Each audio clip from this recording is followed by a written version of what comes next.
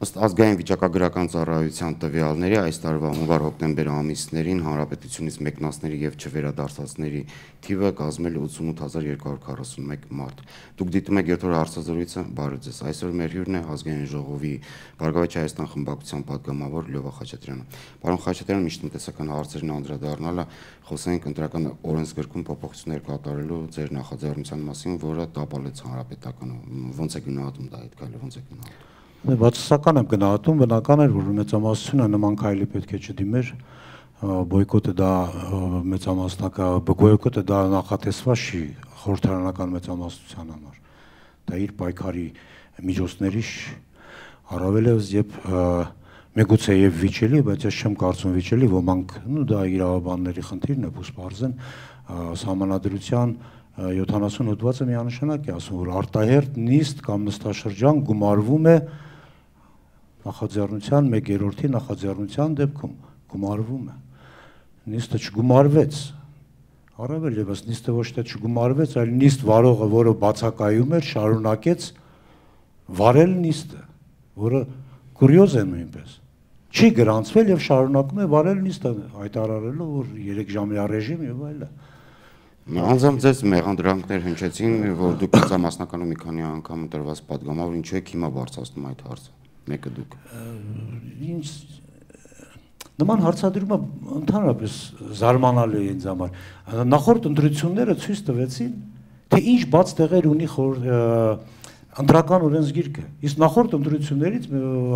խորհրդարանական ընտրություններից անցել են ընդամենը մի քանի ամիս։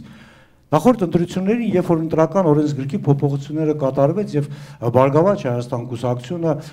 քաղաքական շատ ուժեր պաշտպանեցին, ընդունեցին այդ օրենսգիրքը, դրանք չգիտեին, որ գա մայիսի 6-ի 6-ի ընտրությունների ժամանակ մենք կունենանք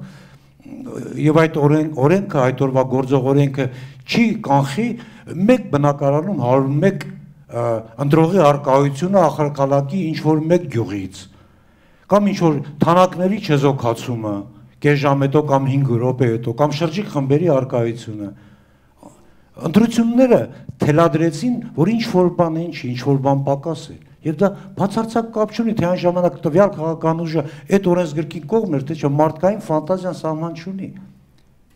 Եվ քաղաքական ուժերը չեն կարող կողմնորոշվել ինչ բաց տեղեր կունեն։ Եթե մաքուր ընտրություններ լիներ, բացարձակ ոչ մեկի մտքով չէր անցնի դրական օրենսգիր փոփոխել։ Բացարձակ ոչ մեկի մտքով չէր անցնի հարցը բարձրացնել մեծամասնական, համամասնական կամ խառը։ Իմ կարծիքով ընդհանրապես դա էության հետ, դեմոկրատիայի հետ կապ չունի, թե որն է, եւ ճիշտ ու սխալի հետ կապ չունի, եւ մեծամասնականն է 100%-անոց ճիշտ, եւ համամասնականը, եւ խառը։ Հասկանում ես, դա ճիշտ է, երբ որ գնում է մաքուր ընտրություն, երբ կա քաղաքական մշակույթ, ճիշտ մաքուր գաղափարական ընտրությունների գնալու։ Այսինքն հռետորական հարց է դառնում, թե ինչու հանրապետականը գնաց նման քայլի։ Ինչու են նրան ձեռք տալիս այս ընտրական օրենսգիրքը։ Դու ընտրական օրենսգիրքը ձեռք է տալիս, որովհետև տեխնոլոգիաները շատ են, մեթոդ դեռ շատ ունեն, ղաշ չկա արդեն, պարզապես քաղաքական ուժերը չեն ցանկանում այլևս այդ նման ընտրությունների գնալ, նման ընտրությունների գնալ, ուզում են եւս մի փոքր կատարելագործել, հնարավորինս դեմն առնել, գոնե այն բացերը, որ մենք տեսանք մայիսի 6-ին, գոնե այդ կեղծիքները չլինի։ Իհարկե միգուցե նոր բան հորինե։ Դրա դեմ ինչպես եք պատրաստվում առնել։ Դե պատրաստվում ենք առնենք առայժմ դրա դեմ, որը գիտենք, իսկ որը չգիտենք, միգուցե նորից անդրադառնանք ինչ որ ժամանակ հետո եթե արդյունքները կասկածելի լինեն կամ արդյունքները մեկ այլ տեսքով ավարտվեն։ Մենք չգիտենք հաջորդ քայլը որն է լինելու, թե արդեն դիմացի քաղաքական ուժերը պատրաստ են մաքուր ընտրությունների, մենք չգիտենք։ Դա ցույց կտա ընտրության արդյունքները, ընտրության process-ը ինքը։ Հիմա բուն երկրի իրավիճակը մենք սկսեցինք արտագաղթից, արդյոք շարունակվող արտագաղթը երկրի սոցիալ-տնտեսական իրավիճակի ուղղակի արտացոլումը չի։ Նաև եւ սոցիալ-տնտեսական իրավիճակի ուղղակի արտացոլումն է եւ հավատի կորուստն է, ժողովրդի մոտ հավատի կորուստն է, երբ օրենքի դեմ բոլորը հավասար չեն։ Այսօր ձեր գործընկերը հանրապետական Համլետ Հարությունյանը նեղվել էր ասուլիսին ցածր աշխատավարձից պատգամավորի, երբ հարցրեցին իսկ ինչ ասինավ ստանում 35000 դրամ, հետաքրքիր պատասխաներ, մարդկա մի օրում է լափում 35000-ը, մարդկա ձգում է, ասենք մի ամիս եւ այլն։ Այս ցինիկ վերաբերմունք չի ըստ ձեզ։ աշխատավարձը իրոք եւ падգամավորին ունեցած էր, եւ միջին աշխատավարձն ունեցած էր, եւ աշխատավարձի նվազագույն շեմն ունեցած էր, եւ նպաստն ունեցած էր, եւ թոշակն ունեցած էր, դրանով ապրել հնարավոր չի։ Իսկ ինչպես են որոշ հանրապետականներ շարունակում պնդել, որ երկրում ամեն ինչ նորմալ է, հերիք եղավ, չեք տեսնում դրականը լավ է։ Երբ մարդ չի տենում պատից կախ, մի անգամից տենում է ճակատից կախ, պարշի որ պետք է գոհ լինի։ Բերեք իրական ընտրությունն անենք։ Եվ կհասկանանք, ով ժողովրդի ձայնը կստանա, ով կգա խորհրդարան, ով ինչի է արժանի։ Երբ արժանիությունը ոչ այն ծառայության արդյունքում են ստանում, գնահատվում, պարշի որ պետք է այդպես ասեն, իրանք ուրիշ ձև էլ չունեն։ Այսինքն եթե կոնկրետ ասենք, երբ կլինի իրական ընտրություն, այն ժամանակ իրական պատկերը եւ քաղաքական դաշտ կարող է ձևավորվել եւ մարդկանց այն էլիտայի կամ խորհրդարանի պատկերը իրական կարող է լինել, որոնց իրոք մարդիկ ձայն են տվել։ Մենք նշանակով է բարձր որ պետք է ծառայեն այն մարդկանց, որոնք ոմանց ականջներին քաշ տալով եւ խորհրդարան են տանում եւ կառավարություն են տանում եւ այլ տեղեր։ Մայիսի 6-ի ընտրությունները ցույց տվեցին այն մեխանիզմները, որոնցով հնարավոր է կեղծել ընտրությունները։ Դուք հավատում եք, որ նախագահականում ինչ որ ձևով, ինչ որ կերպ հնարավոր կլինի բացառել դա։ Պետք է պայքարել, եթե պարզապես թևերներս թափթանք եւ ասենք ոչինչ հնարավոր չի, դա ճանապարհ չի։ Այսինքն դուք պատրաստ եք պայքարին։ Եթե կոչ լինի պայքարի, իհարկե պայքարելու ենք։ Կուսակցությունը կընդունի որոշում, ինչպեսի որոշում ընդունի, դա էլ իրականացնելու ենք միանշանակ։ Կրկին անդրադառնանք տնտեսություն, ըստ ձեզ որն է պատճառը, որ Տիգրան Սարգսյանը, որը զուտ թվերով եթե վերցնում ես Հայաստանի ամենաձախողված վարչապետներից մեկն է, որն է պատճառը, որ նա 4 տարի իր պաշտոնում է։ Ընդ որում վերջերս Սերժ Սարգսյանը ինքը պատասխանել է այդ հարցին։ Ինքը պատասխանել է այդ հարցին, որն է պատճառը, ինքը ասաց, պարզապես այս ժողովուրդը, այս քանակի ժողովուրդը, որը մեզ չի ընտրում, մեզ չի ընտրելու, թողնենք մնան երկրում, որպեսզի մեզ չընտրեն, իմ հաշվարկներով մոտ առապես 800,000 մարդ է պետք երկրում մնա, որպեսզի իրանք կարողանան ընտրվել։ Իրանք այդ ծրագիրը հաջողությամբ իրականացնում են։ Հաջողությամբ իրականացվում է ամբողջական տնտեսական ծրագիր ամբողջովին ուղղված է արտագաղթի խթանմանը։ Այսինքն սպիտակ ջարդ իրականում կա Հայաստանում։ Ես ավելի կոշտ բառեր կօգտագործեմ։ Օգտագործեք։ Կարծում եմ ժամանակը կարճ է մնացել, ինքներս կշտկենք։ Արդյոք նախագահական ընտրությունները եւ տարբեր տեսակետներ, տարբեր մեկնաբանություններ են ինչու նաեւ հարց է բարձրացում, ինչու Գագիկ Ծառուկյանը չի հայտարարում իր առաջադրվելու մասին, եթե նման մտադրություն ունի։ Նախ ինչպեսի ինչ է կատարում Բարգավաճ Հայաստանի ներսում, ով է, կա որոշվել է հարցը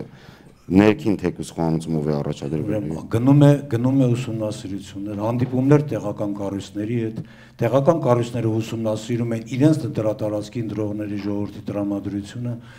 եւ այդ բոլորը ամփոփելուց հետո կլինի որոշում։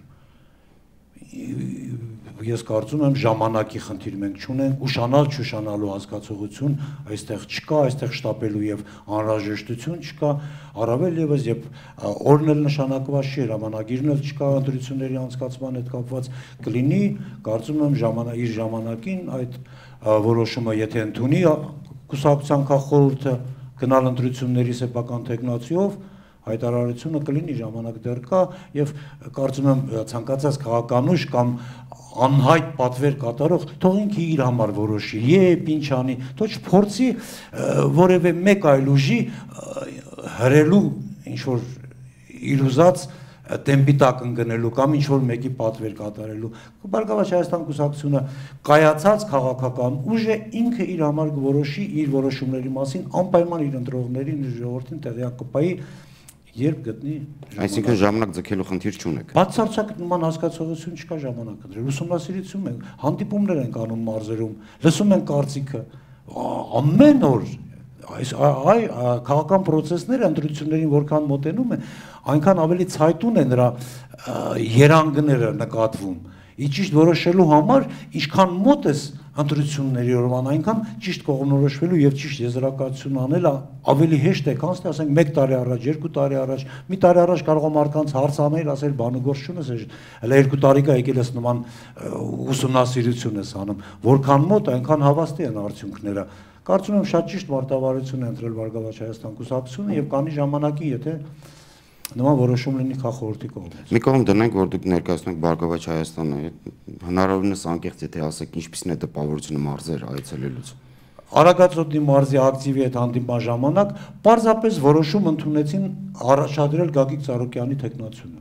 Ոչ թե առաջարկել Գագիկ Ծառուկյանին, ոչ թե առաջարկել կուսակցությանը, պարզապես որոշում ընդունեցին առաջադրել Գագիկ Ծառուկյանի թեկնածությունը։ Դա սկզբնական կազմակերպություն Արագածոտնի մարզի։ Ես երկու տեղ եմ եղել։ Շինգավիթում մենք փորձեցինք մեղմել